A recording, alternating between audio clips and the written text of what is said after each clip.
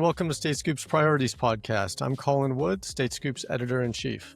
This week, I spoke to Tony Sauerhoff, who has been serving as Texas's interim Chief Information Officer since January, when Amanda Crawford stepped down. But last month, the governor made his position permanent, and I wanted to get a better idea of his plans for the state's IT. I asked him about AI, of course, along with some of the state's challenges, such as poor data quality and managing technology's rapid pace under a 2-year budget cycle. But first, here's what's happening this week. 2 nonprofit civic tech outfits, the Center for Civic Futures and the Recoding America Fund, this week announced a new $10 million round of grant funding aimed at repairing states' benefit systems. Organizers said the goals are reducing administrative burden, closing enrollment gaps, and improving the experience of both benefit recipients and government staff. The Supercomputer Center at the University of California, San Diego last month powered on a new data hub called the California Wildfire Commons, playing a central role in helping the state modernize how it shares and uses wildfire data. Late last month, Oklahoma's governor signed into law a new consumer-focused bill offering residents new data rights, though one privacy expert said there are some industry trends that could supersede some of the changes. Yeah, so my background, I'm now 33 years in technology, IT. I started in the Air Force in 1993 in communications and communications security, and have been in the field as it's evolved over the years, ever since. And IT security, early days when when before there was a security specialization, when the IT folks did all of the IT stuff. Yeah. And at some point along the way, you know, kind of focused on security, and for a period of my career, more recently, it was AI, but went from military to private sector, system integrator world for 10 or 12 years. Spent some time with federal government, the DoD and federal judiciary, and most recently here about 4.5 years now with state of Texas and DIR. Nice. And how it seems like the last 4 years have been kind of a period of especially rapid change. Have you noticed that in Texas? Obviously, technology's changing, and but technology's been changing for a long time, and AIR is that means AI is picked up the pace a little bit, and we're working through that, and but yeah, I think I started when I got here to DIR 4.5 years ago as deputy state CISO. Didn't realize didn't know at the time that a year or two, or maybe 2 years after joining, that the current state CISO at the time, Nancy Renasek, would be retiring, and so that happened, and I was selected to replace Nancy as state CISO, and still with the same agency, still here with DIR. And it seems like, I'd have to go back and look at the dates. It was very quickly after that, 3 or 4 weeks after after I learned that I had been selected to replace Nancy. Um, we learned that there would be a new agency called the Texas Cyber Command that would sort of change how we did cyber here in Texas. And so that would potentially change things for me again, and my role in the organization, and as we worked through the next year, or plus, in helping to lay the groundwork for the Texas Cyber Command. We the same legislative session that the House Bill 150 that created the Texas Cyber Command came out of, also also created some some AI requirements for DIR, and as Cyber Command was near standing up, I had an opportunity to I had a choice to make, and had decided to stay at DIR and take on a new AI role um, for the state. Um, and then I guess maybe you know 5 or 6 months after that, we learned that we learned that our executive director and deputy executive director would be leaving to go head up to two other agencies. Mm, And right. so another another position was opened, and so here I am today. Again, it just Mm. same agency. It just has the timing of things has worked out that there have been some changes that have occurred in the last few years while I've been here. Yeah, absolutely. So you had pandemic, you have the AI stuff that you mentioned, and then Nancy Rainasek, if I remember right, wasn't she there for more than 20 years or something like that? Yeah. Yes, with the state, yes. Right. So in any case, yeah, big stuff happening in the world, and then long time IT officials moving on to new Right. new pastures. So as the state's former AI chief, I'm curious, do you, does AI play? Do you think that experience has changed how you'll address the technology? Does it give you any insight? Does it have any effect on you? You know, I think this is something that I've been asked similar question about and I thought a little bit about. I think yes, but I think it's more about just having been a technologist for the last 33 years. I don't know the full history of this position, the executive director position here at DIR, all the way back. Um, so I don't know that I can't say that there's never been a technologist in this position, but if there has, it's been a while. And so I think I think that alone will have something to do, will play a role in definitely how I think about the state's IT challenges as we go forward, and how technology can be used as an enabler, as a business enabler there. And But yeah, I think I don't think it's a stretch to think that there might be a little bit of a direction adjustment in how we're going about things here at DIR, just with having a little bit of a different perspective and background on things. I think AI is going to play a big part of where we're headed, and what we're focused on going forward.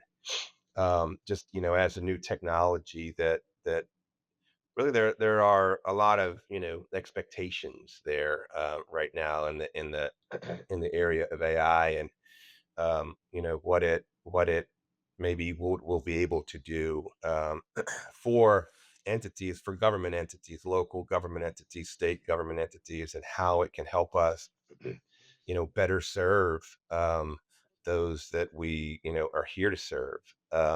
So we'll be looking to um, you know implement and integrate those technologies where we can in a responsible way, safe and secure and responsible way, um, you know, and um, and well, and it brings a new, or at least or an elevated focus, I should say, not new, but an elevated and increased focus on in the area of data and data quality and data reliability, and which we know is essential if we're going to get the most out of AI technology. So I think there will be there will be an ongoing increased focus in the area of data, and there's always, I think, been the from those of us in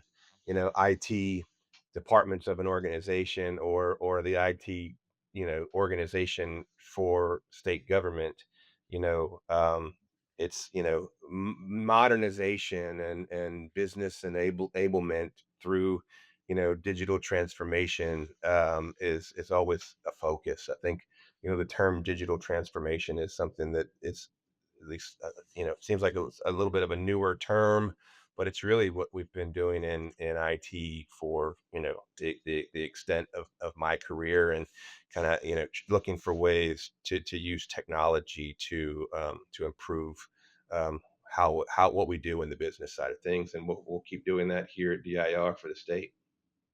Right. You mentioned the need to step up on data for the purpose of AI, and that's one of the things I wanted to ask you about later, but I'll ask it now. In your state IT strategic plan, it notes that poor data quality is a challenge that the state faces, and you're by no means alone on that. I've heard that from a lot of CIOs, and I think state data chiefs have been complaining about it even longer, and now they're all saying "I told you so." But um, how how do you plan to address that? Is that a long term thing you have to chip away at? How do you how do you deal with that? Yeah, I think it's, I think it's, um, yes, I think it is a long term thing in that it's not a problem that will be solved overnight. And where we'll do this and say, okay, that was, job well done, with data.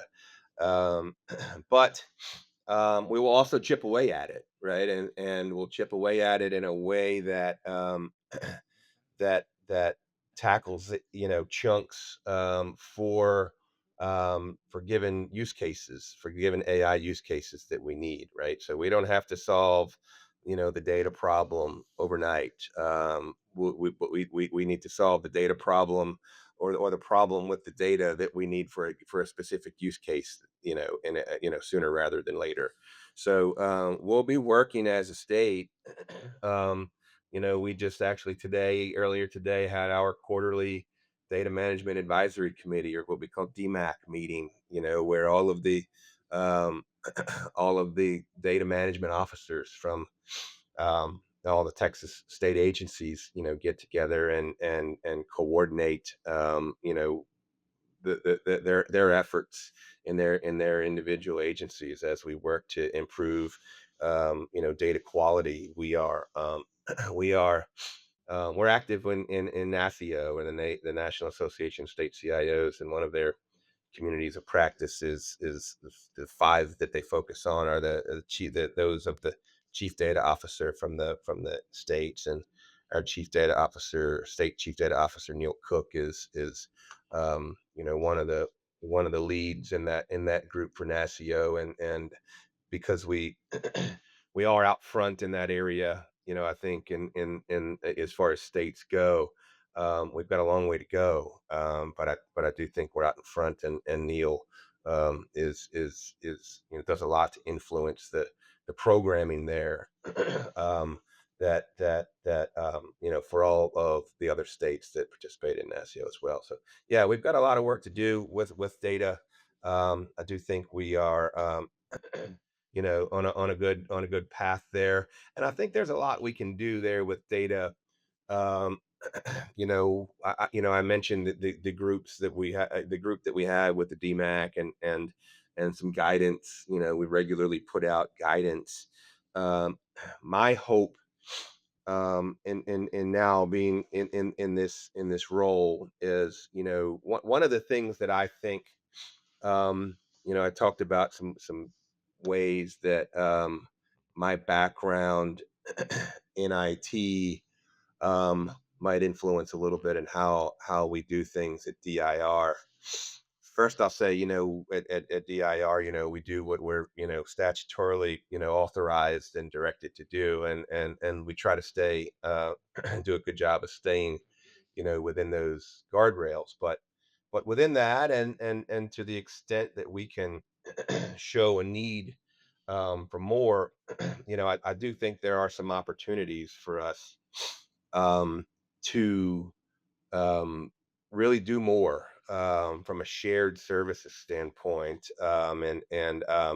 We've got a number of state agencies in Texas, the larger of the group, the top tier from a size standpoint that have their um, their the expertise and the personnel and the funding and they can handle things on their own, but we've got another, large group of agencies at the midpoint and lower, small, medium-sized agencies that aren't in the same boat from a resource and personnel staffing and expertise standpoint. We're not, rather than try to do these things 50 times. I think it makes a lot of sense to do, some of these things that need to happen out there with some of these agencies in a more of a shared services model where we at DIR are providing some data management services for agencies, and there are a number of services that I think that we can offer in addition to what we offer now, on top of the traditional um, guidance, if you will, style services that we have put out there, the recommendations and guidance and things like that we've always done. I think we can do more to actively raise the bar in some of these areas, and with by getting hands on with those smaller, medium sized agencies. Right. And I know Texas does a lot. Um, I'm trying to remember when it was. I think it was maybe 2 years ago, might have been longer at this point. I guess maybe about 2 years ago, I put in a records request to try and get a sort of inventory of all the AI projects in Texas, and I was surprised that, how fast I got the information back. It was, like, in less than a week, someone sent me uh, a list of, like, everything across the entire state to do with AI, and it was a lot. And so a lot of stuff people probably never even think of or have heard about. Um, and so anyway, you recently mentioned that with regard to AI, Texas is now moving from the pilot phase to more toward the execution phase. So obviously, you can't run down that entire list I just mentioned, but are there any use cases that you think are especially promising? What do you see coming up that you really like? What's going on with AI? Yeah, I think I see a lot coming in this area, Colin. I talked a little bit about the expectations there that not just here at Texas state government, but across governments and private sector everywhere. There's some really high expectations in the area of AI that are driving a lot of what we're all doing. There are some things that are already happening out there with AI managing traffic flow and predicting accident patterns on highways. There, invoice processing. There are some agencies that are using developed internal, chat bots for, internal use. A number of agencies have already rolled out or are rolling out, their own or generative AI solutions. Here at DIR, we just recently rolled out Microsoft Copilot, and are looking at other ways. I'm sorry, other Gen AI tools to complement, to do different things. Right before we started this conversation, I ran down the hall because I was talking to some folks that are using Gen AI tools for code development and doing a lot, or almost all of their code development that they do, using Gen AI tools now to do it for them. So there will be a lot of, as we go, using for document heavy workloads, things like that. We're encouraging our folks to look for ways in their own departments. We are, doing things like um, writing our performance, goals such that there's something, that has something to do with use of Gen AI tools to help, add efficiencies to what we're doing here, at the state. But there are some things we're doing, as I mentioned.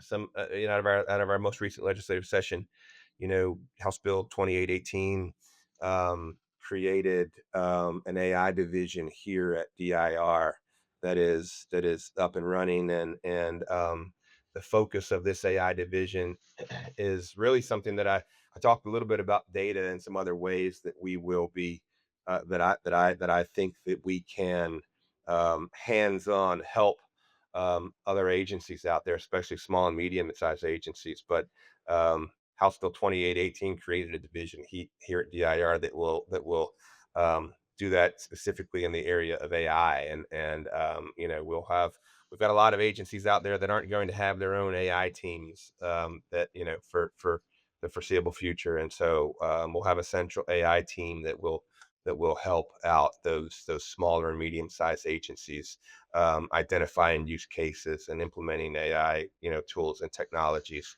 House Bill 1964 from our last session, directed DIR to create an AI sandbox for state agencies and universities and local governments to use to test AI um, technologies.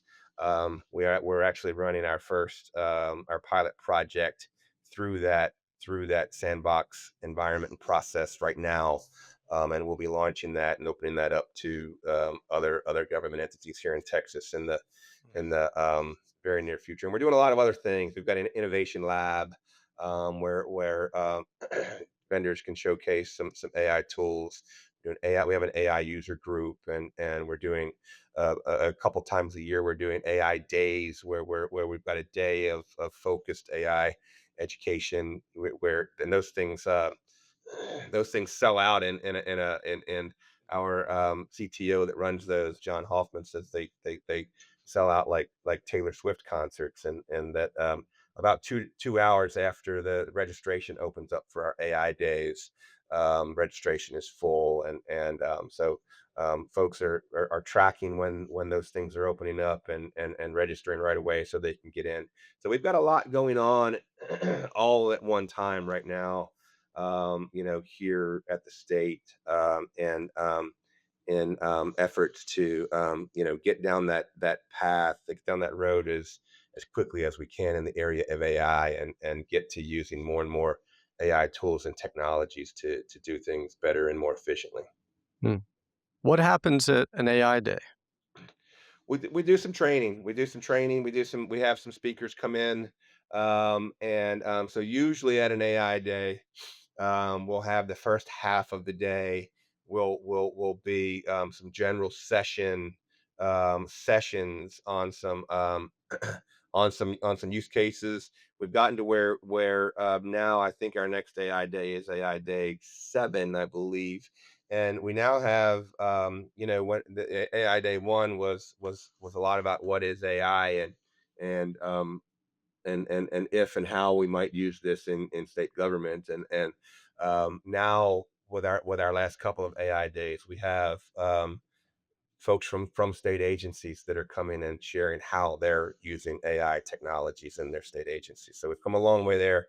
And so we'll have some general sessions in the first half of the day. And usually after lunch, we'll do the afternoon with a lot of breakout sessions where we'll invite some vendors in that with some technologies to showcase. And I believe in the last one we had 4 at a time, for right after lunch, and then another 4 that folks can choose from. So a lot of good stuff, a lot of good information and interaction and networking happening at our AI days. Yeah. You mentioned the high level of interest. Is that uh, how much of it is positive versus negative? The main negative thing I'm thinking of is concerns about is AI going to take my job and things like that.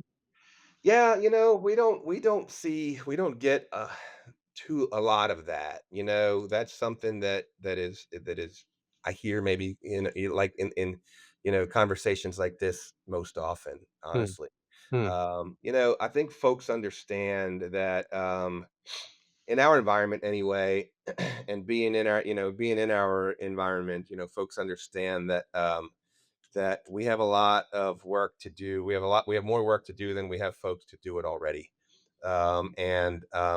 Just needing the help to get caught up and get everything done that we need to do, and do well is sort of step one. And if AI technologies can help us do that, then that'll be great. And you know, we're also looking at some, a couple of conditions, I think, where um, just from an age standpoint, we have a larger number of folks that are near retirement than we have, coming into state government, right? So there might be a need, right, for some AI technologies to do some jobs, but from a needs based position, because we need to look for ways to fill some positions because we're losing more folks. And then just the idea that, um, you know, it's not, we just don't see a large number of um, you know, folks coming out of school that are looking to go into government work, and not, as in past eras, if you will. And so we'll be looking for ways to have AI do some work. But I think it'll be because we're looking to fill some gaps, not because we're looking to replace any employees that we have on staff. I just don't see that being the case. That was Tony Sauerhoff, CIO of Texas. That's it for this episode. State Scoop's Priorities Podcast is a production of Scoop News Group in Washington, D.C. Production work is done by Adam Butler and Carlin Fisher. I'm Colin Wood. Thanks for listening.